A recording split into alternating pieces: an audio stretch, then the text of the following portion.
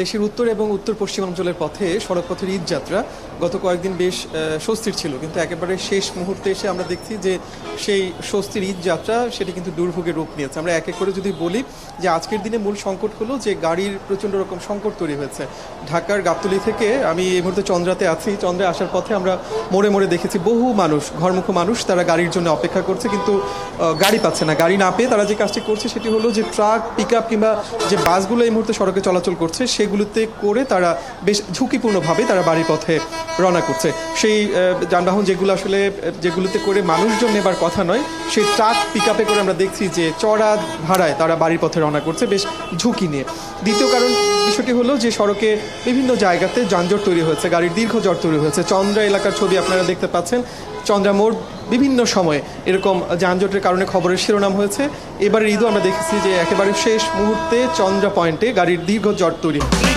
এই ঈদে দেশ জুড়ে কেনাকাটার ফুর্তি হবে শুধু বিকাশে, সাথে ডিসকাউন্ট কুপন, ইনস্ট্যান্ট ক্যাশব্যাক হয়েছে। অনেকটা সময় ধরে যে মানুষজন তারা বাড়ির পথে রওনা করেছেন তাদেরকে এই চন্দ্রা পয়েন্টে এই দীর্ঘ যানজটে তাদেরকে আটকে থাকতে হচ্ছে।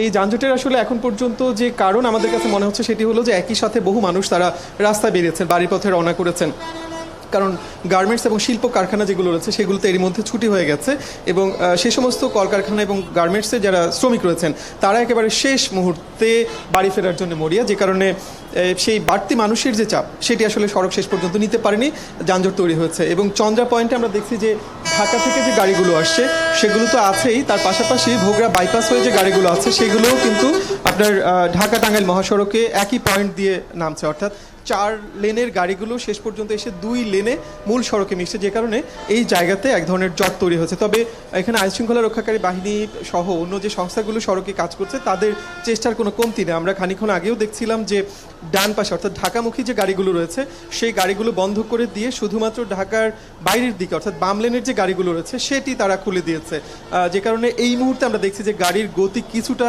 বেড়েছে চন্দ্রা পয়েন্টে।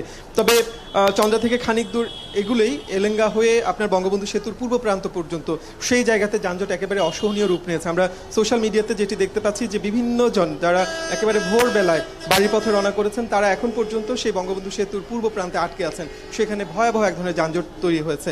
এখন দেখার বিষয় যে যেটি বলা হচ্ছে যে দুপুরের পর আরও বহু মানুষ যাদের একেবারে শেষ মুহূর্তে অফিস ছুটি হবে তারা বাড়ির পথে রওনা করবেন, সেই সময়টাতে আসলে পরিস্থিতিকে কোন দিকে করে। তবে সকালের দিকে আমরা দেখছি যে এখন পর্যন্ত চন্দ্রা পয়েন্ট, এলেঙ্গা এবং বঙ্গবন্ধু সেতুর পূর্ব প্রান্ত এই জায়গাগুলোতে গাড়ির দীর্ঘ যানজট তৈরি হয়েছে এবং মানুষের ভোগান্তি চরমে পৌঁছেছে।